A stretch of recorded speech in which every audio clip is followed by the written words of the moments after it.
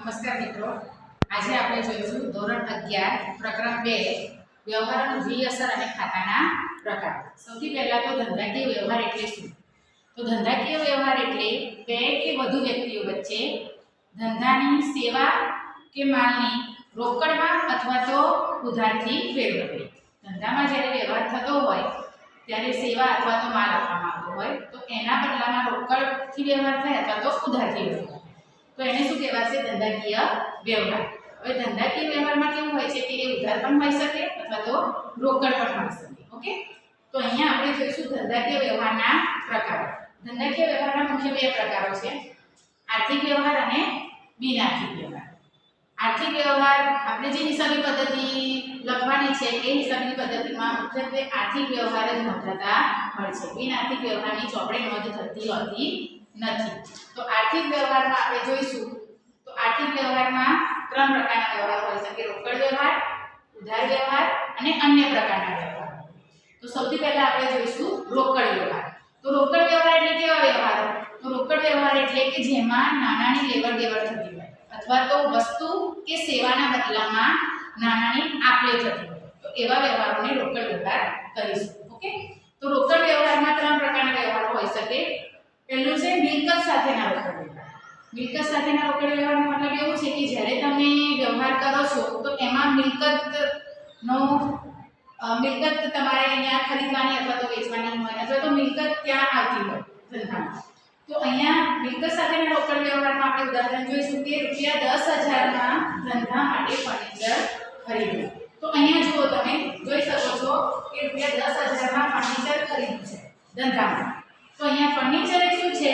તો એ મિલકત છે અને ₹10,000 એ શું છે? રોકડમાં ચૂકવેલા છે. તો આ કેવો વ્યવહાર ગણાશે? મિલકત સાથેનો રોકડ વ્યવહાર. બીજો હોઈ શકે માલ સાથેનો રોકડ વ્યવહાર. માલ સાથેનો રોકડ વ્યવહાર એટલે કે ધંધામાં માલના બદલામાં રોકડ ચૂકવવામાં આવે. ફોર એક્ઝામ્પલ, ₹15,000 નો માલ રોકડેથી ખરીદ્યો અથવા તો વેચ્યો. તો અહીંયા ₹15,000 નો માલ રોકડેથી ખરીદ્યો છે. તો અહીંયા જો રોકડેથી ખરીદ્યો છે, શું ખરીદ્યો છે? તો માલ ખરીદ્યો છે. તો આ વ્યવહાર કેવો વ્યવહાર ગણાશે? માલ સાથેનો રોકડ વ્યવહાર કે જેમાં માલના બદલામાં રોકડા ચૂકવવામાં આવ્યા છે. ઓકે, ત્રીજો વ્યવહાર હોઈ શકે સેવા અંગેનો રોકડ વ્યવહાર. સેવા એટલે કે અહીંયા કોઈ કર્મચારીને પગાર ચૂકવ્યો હોય, ભાડું ચૂકવ્યું હોય તો એ બધું સેવામાં આવશે. ઓકે, તો અહીંયા ઉદાહરણ તરીકે આપણે જોઈશું કે ₹12,000 કર્મચારીને પગાર ચૂકવ્યો. તો કર્મચારીએ જે ધંધામાં સેવા આપી છે એના બદલામાં એને શું ચૂકવવામાં આવે છે? પગાર. તો એ જે પગાર છે એ સેવા અંગેના રોકડ વ્યવહારમાં આવશે. ઓકે, ત્યારબાદ છે ઉધાર વ્યવહાર. તો ઉધાર વ્યવહાર એટલે એવો વ્યવહાર કે જેમાં નાણાંની લેવડ દેવડ થતી હોતી નથી. એનો મતલબ કે તેમાં નાણાંનો ઉલ્લેખ થતો નથી. ઉધારથી અથવા તો સાપ પર વ્યવહાર થયો. હવે ઉધાર વ્યવહારમાં કેવું હોય છે કે એમાં નાણાંની લેવડ દેવડ નથી થતી હોતી, એટલે દેવાદાર અને લેણદારનો સંબંધ ઊભો થાય. ઓકે, તો ઉધાર વ્યવહારનું આપણે ઉદાહરણ જોઈએ તો ₹10,000 નો માલ દીપિકા પાસેથી ખરીદ્યો. અહીંયા જો રોકડ શબ્દનો ઉલ્લેખ નથી. અહીંયા દીપિકા પાસેથી માલ ખરીદ્યો છે. એ વ્યવહાર કેવો ગણાશે? ઉધાર. એટલે અહીંયા દેવાદાર અને લેણદારનો સંબંધ ઊભો થશે. ત્રીજું છે અન્ય પ્રકારના વ્યવહાર એટલે કે એવા વ્યવહારો કે જે રોકડ પણ નથી અને ઉધાર પણ નથી. એવા વ્યવહારો કેવા વ્યવહાર હોઈ શકે? તો ફોર એક્ઝામ્પલ જોઈએ આપણે તો આજથી માલ બળી ગયો હોય અથવા તો આજથી નુકસાન થયું, આજથી માલ ગયો હોય, તો એ કેવો ગણાશે? અન્ય પ્રકારનો વ્યવહાર. અન્ય પ્રકારના વ્યવહારો એ કેવા છે કે જે વિશિષ્ટ પ્રકારના છે, જેમ કે દાનમાં માલ આપ્યો હોય, ચોરીથી માલ ગયો હોય, તો આ બધા વ્યવહારો શામાં આવશે? અન્યમાં. ઓકે, તો આ બધી જે માહિતી આપણે જોઈ આર્થિક વ્યવહારોની, રોકડ વ્યવહાર, ઉધાર વ્યવહાર, અન્ય વ્યવહાર, આના પરથી તમે ક્લેરિફાઈ કરી શકશો કે રોકડ વ્યવહાર કયો છે, ઉધાર વ્યવહાર કયો કહેવાય અને અન્ય વ્યવહાર કયો કહેવાય. ઓકે, તો મિત્રો હવે આપણે જોઈશું રોકડ વ્યવહાર અને ઉધાર વ્યવહારની ઓળખ. એટલે કે રોકડ વ્યવહાર છે કે ઉધાર વ્યવહાર છે એ કેવી રીતે ઓળખવો?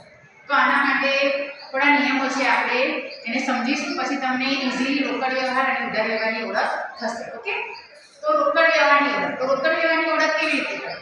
તો રોકડ વ્યવહારમાં રોકડ અથવા તો બેંક દ્વારા લેવડ દેવડ થતી હશે અથવા તો રોકડ અથવા તો બેંકનો ઉલ્લેખ એમાં હશે.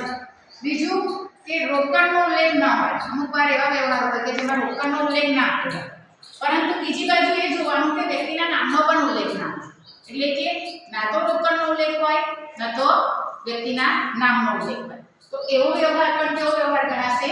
રોકડ વ્યવહાર. હવે ત્રીજું કે રોકડ વ્યવહારને લીધે શું થશે કે અમુક રોકડ અને બેંક ખાતાને ચોક્કસ અસર થશે. ચોક્કસ અસર એનો મતલબ કે રોકડ વધતી હશે અથવા તો ઘટતી હશે, અથવા તો બેંક શિલક વધતી હશે અથવા તો ઘટતી હશે. તો રોકડ વ્યવહાર એટલે એવો વ્યવહાર કે જેમાં રોકડના નામનો ઉલ્લેખ હોય અથવા તો બેંકનો ઉલ્લેખ આવેલો હોય. ઓકે, ફોર એક્ઝામ્પલ આપણે જોઈએ તો ₹5000 નો માલ રોકડેથી ખરીદ્યો. તો જો અહીંયા તમને રોકડ શબ્દનો ઉલ્લેખ કરેલો છે. ખરીદી કરી છે ₹5000 ની, પણ એમાં રોકડ શબ્દનો ઉલ્લેખ આપેલો છે. એનો મતલબ એ થયો કે આ વ્યવહાર એ કેવો વ્યવહાર છે? રોકડ વ્યવહાર છે. ઓકે, હવે બીજું છે ઉધાર વ્યવહારની વાત. તો ઉધાર વ્યવહાર કેવી રીતે ઓળખવો? તો આનાથી ઓપોઝિટ વાત કે અહીંયા રોકડ શબ્દનો ઉલ્લેખ હોય, જ્યારે ઉધાર વ્યવહારમાં રોકડ કે બેંકની લેવડ દેવડ હોતી નથી. એનો મતલબ એવો થાય કે એમાં રોકડ અથવા તો બેંક શબ્દનો ઉલ્લેખ હોતો નથી. બીજું એ હોય કે ઉધાર વ્યવહારને લીધે દેવાદાર અને લેણદારનો સંબંધ ઊભો થાય. જ્યારે પણ ઉધાર વ્યવહાર થાય ત્યારે ગ્રાહક અને વેપારી વચ્ચે દેવાદાર અને લેણદારનો સંબંધ ઊભો થશે. બીજું, ઉધાર વ્યવહારમાં વ્યક્તિના નામનો ઉલ્લેખ હશે. વ્યક્તિનું નામ એટલે કે વ્યક્તિ ખાતાને અસર થતી હશે. ઉદાહરણ તરીકે જોઈએ તો ₹8000 નો માલ રિયાને વેચ્યો. તો અહીંયા જો રિયા એ કોણ છે? વ્યક્તિ છે. તો અહીંયા ₹8000 નો માલ રિયાને વેચ્યો છે. તો આ વ્યવહાર કેવો વ્યવહાર થશે? ઉધાર વ્યવહાર. તો આ માહિતી પરથી તમને રોકડ વ્યવહાર અને ઉધાર વ્યવહાર ઓળખવાની ખબર સરળતાથી પડી જશે. ઓકે, ખાતાના પ્રકાર. ખાતાના મુખ્યત્વે બે પ્રકાર છે: વ્યક્તિના ખાતા અને બિન વ્યક્તિના ખાતા. બિન વ્યક્તિના ખાતામાં બીજા બે પેટા પ્રકારો છે: માલ મિલકતના ખાતા અને ઉપજ ખર્ચના ખાતા. તો સૌથી પહેલા આપણે જોઈશું વ્યક્તિના ખાતા.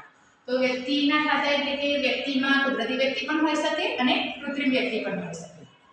તો કુદરતી વ્યક્તિના ઉદાહરણ તરીકે જોઈએ તો ફોર એક્ઝામ્પલ મહેશનું ખાતું, અથવા તો તુલસીનું ખાતું, અથવા તો કોઈ વ્યક્તિ છે સુરેશભાઈનું ખાતું. તો આ બધા કેવા છે? કુદરતી વ્યક્તિ છે. તો એ વ્યક્તિ ખાતામાં આવે. બીજું, કાયદેસરની કૃત્રિમ વ્યક્તિ, જેમ કે બેંક ઓફ બરોડાનું ખાતું, મેડિકલ કોઈ સ્ટોર હોય એનું ખાતું, કોઈ ક્લબ હોય એનું ખાતું, LICનું ખાતું, જીવન જ્યોત હાઈસ્કૂલનું ખાતું. તો આ બધા કેવા છે? કાયદેસરની કૃત્રિમ વ્યક્તિ. તો એ પણ શામાં આવશે? વ્યક્તિના ખાતામાં આવશે. હવે જોઈશું માલ મિલકતના ખાતા. તો માલ મિલકતના ખાતામાં સૌથી પહેલા જોઈશું માલના ખાતા. તો સૌથી પહેલા તો માલ એટલે શું? તો વેપારી જે વસ્તુનું કે સેવાનું વેચાણ કરતો હોય તે વસ્તુને શું કહેવાશે? માલ. તો માલના ખાતામાં આવશે ખરીદના ખાતા, વેચાણના ખાતા, ખરીદ માલ પરત, વેચાણ માલ પરત, આગમાં બળી ગયેલ માલ, ચોરીથી ગયેલ માલ. આ બધા શામાં આવશે? માલના ખાતામાં આવશે. બીજું છે મિલકતના ખાતા. તો મિલકત એટલે શું? તો મિલકત એટલે કોઈ પણ દ્રશ્ય કે અદ્રશ્ય વસ્તુ કે જે ધંધાની માલિકીની હોય અને જેનું નાણાકીય મૂલ્ય ઉપજી શકે. તો એને શું ગણાશે? મિલકત. તો મિલકતના ખાતામાં જોઈએ તો આપણે જમીન છે, મકાન છે, ફર્નિચર છે, યંત્રો છે, આ બધા મિલકતના ખાતામાં આવશે. નેક્સ્ટ છે ઉપજ ખર્ચના ખાતા.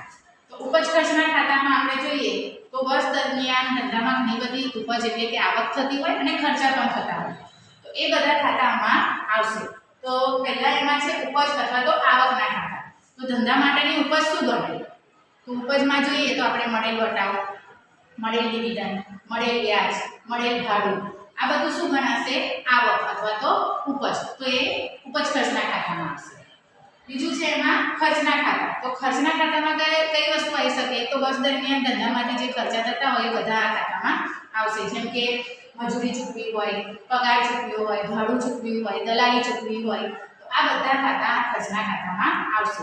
તો આપણે અહીંયા જોયું ખાતાના પ્રકારમાં વ્યક્તિના ખાતા, માલ મિલકતના ખાતા અને ઉપજના ખાતા. હવે આપણે આ ત્રણેય ખાતાના જે વિસ્તારપૂર્વક મેં માહિતી આપી એના ઉપરથી તમને ખાતાના પ્રકારની સરળતાથી સમજૂતી મળી રહેશે. ઓકે, તો મિત્રો હવે આપણે જોઈશું ખાતાના નિયમ. તો તો ખાતાના નિયમોમાં સૌથી પહેલા જોઈશું વ્યક્તિના ખાતા. તો વ્યક્તિના ખાતામાં કયો નિયમ લાગુ પડશે? તો વ્યક્તિના ખાતામાં નિયમ છે લાભ લેનાર ખાતે ઉધાર અને લાભ આપનાર ખાતે જમા. એટલે કે ધંધાકીય વ્યવહારમાં જે વ્યક્તિ લાભ લે છે એ વ્યક્તિના ખાતે શું કરીશું આપણે? ઉધાર. અને જે વ્યક્તિ લાભ આપે છે એના ખાતે આપણે શું કરીશું? જમા. તો આપણે ઉદાહરણ દ્વારા સમજીએ. ₹10,000 નો માલ નીતાને વેચ્યો. અહીંયા જો, અહીંયા 10,000 નો માલ નીતાને વેચ્યો છે. તો નીતા એ શું છે? લાભ લેનાર. કેમ કે નીતાને માલ વેચીશું એટલે નીતા શું થશે? લાભ લેનાર થશે. એટલે નીતા ખાતે આપણે શું કરીશું? ઉધાર કરીશું. બીજું ઉદાહરણ જોઈએ આપણે. ₹20,000 નો માલ શિલ્પા પાસેથી ખરીદ્યો. આ વ્યવહારમાં શું થાય છે? ખરીદી કરી છે. એનો મતલબ કે શિલ્પા આપનાર વ્યક્તિ છે અથવા તો લાભ આપે છે. એટલે લાભ આપનાર ખાતે શું કરવાનું હોય છે? જમા. એટલે શિલ્પા ખાતે આપણે શું કરીશું? જમા કરીશું. એટલે આપણે જે પણ વ્યવહાર જોઈએ એ વ્યવહારને આપણે સૌપ્રથમ વાંચવાનો, એમાં જોવાનું વ્યક્તિ ખાતું આવે છે તો વ્યક્તિ ખાતું આવતું હોય તો વ્યક્તિ ખાતાના નિયમ એમાં લાગુ પાડીશું. ઓકે. હવે બીજું છે માલ મિલકતના ખાતા. તો માલ મિલકત ખાતામાં નિયમ છે માલ કે મિલકત આવે તે ઉધાર અને માલ કે મિલકત જાય તે જમા. એટલે કે ધંધાકીય વ્યવહારમાં વર્ષ દરમિયાન જેટલી પણ મિલકતો આવે છે એ બધી ઉધારવાની છે અને જે પણ મિલકત ધંધામાંથી જશે એ આપણે શું કરીશું? જમા કરીશું. તો એ પણ ઉદાહરણ દ્વારા સમજીએ. ₹10,000 નું ફર્નિચર ખરીદ્યું. ઓકે. તો અહીંયા ફર્નિચર એ શું છે? મિલકત. તો અહીંયા મિલકત શું થાય છે? ધંધામાં આવે છે. તો મિલકત જ્યારે ધંધામાં આવતી હોય તો આપણે નિયમ જોઈએ તો માલ કે મિલકત આવે તે ઉધાર. તો ફર્નિચર જ્યારે ધંધામાં આવે છે ત્યારે ફર્નિચર ખાતે આપણે શું કરીશું? ઉધાર કરીશું. બીજો વ્યવહાર જોઈએ. ₹5,000 નો માલ રિયાને વેચ્યો. અહીંયા શું કર્યું છે? માલ વેચ્યો છે. ધંધામાંથી માલ જાય છે. ઓકે. તો આપણો માલ મિલકત ખાતાનો નિયમ છે માલ કે મિલકત જાય તે જમા. તો આ વ્યવહારમાં આપણે માલ જાય છે એટલે વેચાણ ખાતે શું કરીશું? જમા કરીશું. ઓકે. ત્રીજું છે ઉપજ ખર્ચના ખાતા. તો ઉપજ ખર્ચના ખાતામાં ખર્ચ અથવા તો નુકસાન થાય તો શું કરીશું? ઉધાર કરીશું. વર્ષ દરમિયાન જેટલા પણ ખર્ચા થાય, કોઈ નુકસાન થયું હોય, આર્થિક નુકસાન થયું હોય, ચોરીથી નુકસાન થયું હોય તો એ બધું જ આપણે શું કરીશું? ઉધારીશું. અને ઉપજ અથવા તો આવક ખાતે શું કરીશું? જમા. વર્ષ દરમિયાન જેટલી પણ આવકો થઈ હોય, જેટલી પણ ઉપજ થાય એ બધી આપણે શું કરીશું? જમા કરીશું. એનો એક એક્ઝામ્પલ દ્વારા સમજીએ. ₹10,000 પગાર ચૂકવ્યો. અહીંયા શું કર્યું છે? પગાર ચૂકવ્યો છે. પગાર એ શું છે? ધંધા માટે ખર્ચ છે. ઓકે. તો પગાર અહીંયા ચૂકવ્યો છે એટલે આપણે અહીંયા નિયમ જોઈએ તો ખર્ચ ખાતે શું કરવાનું છે? ઉધારવાનું છે. તો આપણે પગાર ખાતે શું કરીશું? ઉધારીશું. બીજો એક વ્યવહાર જોઈએ. ₹2,000 ડિવિડન્ડ મળ્યું. તો જ્યારે ડિવિડન્ડ મળ્યું, અહીંયા ડિવિડન્ડ મળ્યું છે. ડિવિડન્ડ એ શું છે? ધંધાની આવક છે. અને માલ મિલકત ઉપજ ખર્ચ ખાતાનો નિયમ કહે છે કે ઉપજ અથવા તો આવક ખાતે આપણે શું કરવાનું છે? જમા કરવાનું છે. તો અહીંયા ડિવિડન્ડ એ શું છે? ધંધાની આવક છે એટલે ડિવિડન્ડ ખાતે આપણે શું કરીશું? જમા કરીશું. ઓકે. તો આ હતા ખાતાના નિયમો. આ ખાતાના નિયમો જો તમને સરળ રીતે આવી જાય તો તમે એમાંથી સરળતાથી ઉધાર જમાની આમદ સરળતાથી કરી શકો. જો મિત્રો તમને આ વિડીયો સારો લાગ્યો હોય તો લાઈક અને સબસ્ક્રાઇબ કરવાનું ભૂલતા નહીં.